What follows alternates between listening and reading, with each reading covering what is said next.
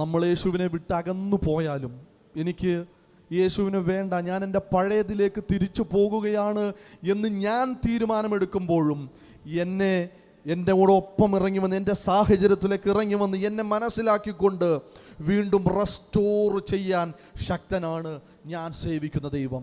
നമ്മുടെ പരാജയങ്ങളിൽ, നമ്മുടെ പ്രതിസന്ധികളിൽ ഇറങ്ങി വന്ന് നമ്മളെ സ്നേഹിക്കുവാൻ, നമ്മളെ കരം പിടിക്കുവാൻ, നമ്മളെ മാറോട് ചേർക്കുവാൻ, നമ്മളെ റെസ്റ്റോർ ചെയ്യുവാൻ, നമ്മളെ പുനഃസ്ഥാപിക്കുവാൻ കഴിയുന്നവനെയാണ് നമ്മൾ സേവിക്കുന്നത്. യേശു കുരിശിൽ കിടന്നപ്പോൾ ലോകം പറഞ്ഞു അവൻ പരാജയപ്പെട്ടു. നിരീശ്വരവാദികൾ പലപ്പോഴും പറയുന്നൊരു കാര്യമുണ്ട്, കുരിശിൽ നിന്ന് സ്വയം രക്ഷിക്കാൻ കഴിയാത്തവനാണ് ലോകത്തിൻ്റെ രക്ഷകനെന്ന് കളിയാക്കി പലപ്പോഴും പറയുന്നത് ഞാൻ കേട്ടിട്ടുണ്ട്.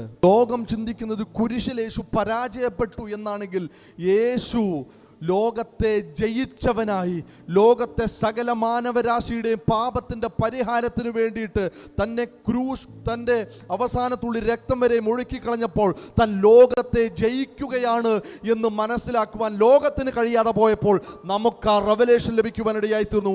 എനിക്ക് വേണ്ടിയിട്ടാണ് എൻ്റെ യേശു കുരിശിൽ മരിച്ചത്. അതുകൊണ്ട് ലോകത്തിൻ്റെ മുൻപിൽ യേശു പരാജിതനാണെങ്കിലും എനിക്ക് എൻ്റെ യേശു വിജയാളി തന്നെയാണ്.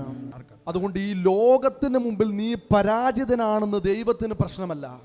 ഒരുപക്ഷെ ഈ ലോകം, നിന്റെ സുഹൃത്തുക്കൾ, നിന്റെ സഹോദരങ്ങൾ, നിന്റെ കൂട്ടുകാർ, നിന്റെ കുടുംബക്കാരൊക്കെ നീ പരാജയമാണെന്ന് പറയുമ്പോഴും നമ്മൾ പരാജയമല്ല, ദൈവത്തിൻ്റെ മുമ്പിൽ നമ്മൾ വിജയാളികളാണ്. നിന്റെ ജീവിതത്തിൽ നീ യേശുവിനെ രക്ഷിതാവും കർത്താവുമായി സ്വീകരിച്ചിട്ടുണ്ടെങ്കിൽ, നീ യേശുവിനോടൊപ്പമാണ് ജീവിക്കുന്നതെങ്കിൽ, ഈ ലോകം നീ ഒരു പരാജയമാണെന്ന് പറഞ്ഞാലും നീ ദൈവത്തിൻ്റെ മുമ്പിൽ എപ്പോഴും ഒരു വിജയമായിരിക്കും.